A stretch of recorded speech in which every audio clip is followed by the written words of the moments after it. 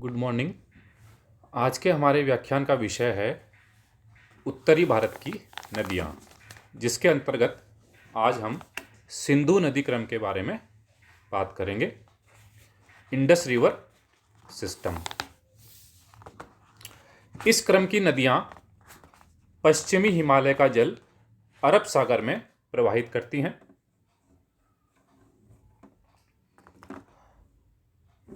इसकी मुख्य जो नदी है वह है सिंधु नदी।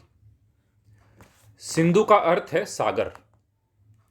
बाढ़ के समय यह नदी सागर जैसी विशाल हो जाती है। यह नदी लद्दाख श्रेणी के उत्तरी भाग से निकलती है। कैलाश शिखर के उत्तरी भाग से सिंगी खंबाब और दक्षिण से गस्तंगचू नदियां आकर इसमें मिलती हैं। इस महान नदी को अलिंग कांगड़ी,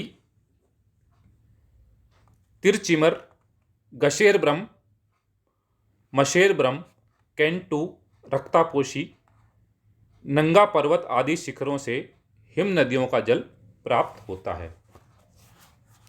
सिंधु नदी लद्दाख श्रेणी के उत्तरी भाग में लगभग 300 किलोमीटर बहने के पश्चात श्रेणी को छांगड़ा स्थान पर पार करती है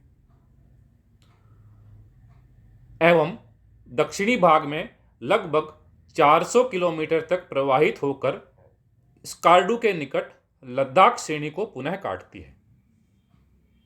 नागा पर्वत का चक्कर लगाकर दक्षिण पश्चिम की ओर मुड़कर यह नदी हजारा प्रदेश को पार कर पंजाब के मैदान में उतरती है।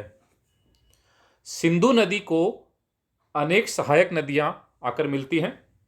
जास्कर नदी का उद्गम जास्कर श्रेणी में है। ट्रांस नदी जोजिला दर्रे एवं देवसाई मैदान के उत्तरी भाग से आती है। शियोक का उद्गम काराकोरम के उत्तरी भाग में है। शिगार का उद्गम K2 के दक्षिणी ढाल एवं गिलगिट का उद्गम काराकोरम के पिछले भाग में होता है। अटक के समीप काबुल नदी इसमें मिलती है। स्कार्डू के निकट सिंधु नदी घाटी की चौड़ाई 150 मीटर तथा गहराई 3 मीटर है। अटक के निकट सिंधु नदी समुद्र तल से 600 मीटर की ऊंचाई पर बहती है एवं इसकी घाटी लगभग 250 मीटर चौड़ी है। पंजाब की नदियों से मिलने पर पठानकोट के निकट इसकी घाटी लगभग 550 मीटर चौड़ी हो जाती है। सिंधु नदी की कुल लंबाई 3,880 किलोमीटर तथा अपवाह क्षेत्र 9.6 लाख वर्ग किलोमीटर है। भारत में यह 1134 किलोमीटर लंबाई तथा 1.17 लाख वर्ग किलोमीटर क्षेत्र पर प्रवाहित होती है। 7,800 वर्ग किलोमीटर में विस्तृत इसके डेल्टाई भाग में ज्वार के समय 6 से 9 मीटर की ऊंचाई तक जल चढ़ जाता है। सिंधु नदी क्रम की दूसरी नदी है सतलुज नदी। इस नदी का उद्गम कैलाश श्रेणी के दक्षिणी ढाल पर स्थित मानसरोवर झील के निकट राक्षस ताल से होता है। उद्गम से शिपकी स्थान तक यह उत्तर पश्चिम दिशा में व आगे दक्षिण की ओर प्रवाहित होती है। तिब्बत में इसकी घाटी अत्यंत संकरी एवं पार्श्व खड़े ढाल युक्त है।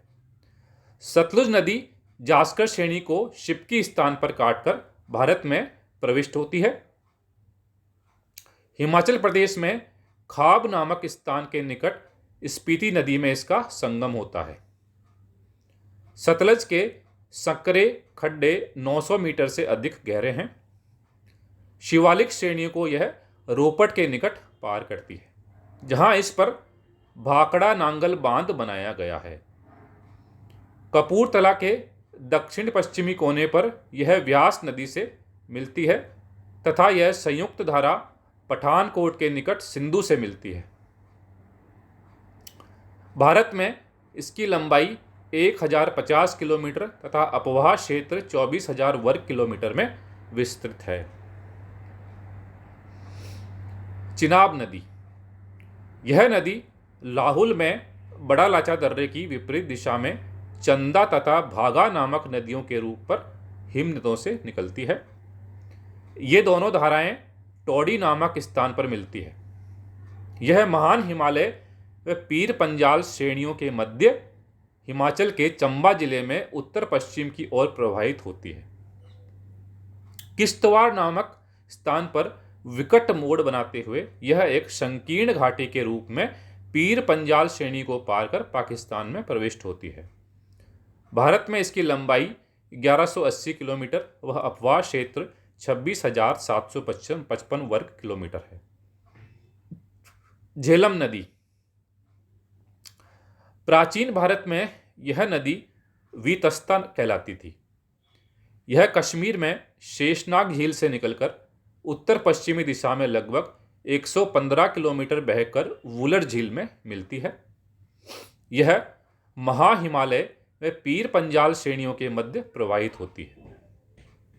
बारामूला के कुछ आगे यह तीव्र ढाल युक्त 2130 मीटर गहरी घाटी बनाती है। कश्मीर में यह परिवहन तथा व्यापार के लिए अति उपयोगी है।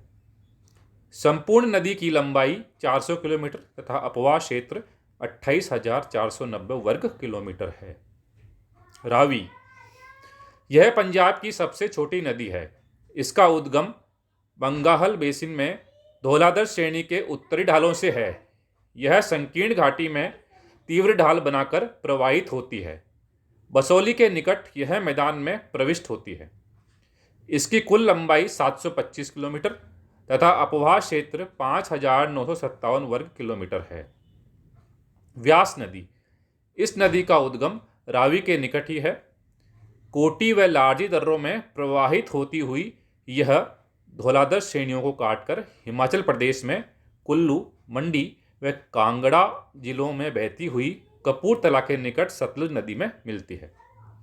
यह 470 किलोमीटर लंबी है तथा इसका अपवाह क्षेत्र 25,900 वर्ग किलोमीटर में विस्तृत है। झेलम, रावी, चिनाब नदी मुल्तान के निकट मिलती है। मुल्तान से 45 किलोमीटर दक्षिण पूर्व में व्यास नदी भी मिलती है। सरस्वती नदी का उद्गम हिमाचल प्रदेश के सिरमौर जिले की शिवालिक पहाड़ियों में है। भवानीपुर के आगे कुछ दूरी तक मरुभूमि में विलुप्त होकर यह पुनः करनाल के निकट उभरती है। गग्गर नदी का उद्गम भी इसी प्रदेश में होता है। यह पटियाला में रसूला स्थान पर सरस्वती से मिलती है। इसके आगे यह नदी हाकारा या सोतार कहलाती है, जो एक शुष्क घाटी के रूप में विद्यमान है। सरस्वती नदी बीकानेर में हनुमानगढ़ के निकट मरुभूमि में लुप्त हो जाती है। ऐसा अनुमान है कि प्राचीन काल में यह एक विशाल नदी रही होगी। इसकी घाटी में सिंधु घाटी सभ्यता कालीन अवशेष भी पाए जाते हैं। Thank you.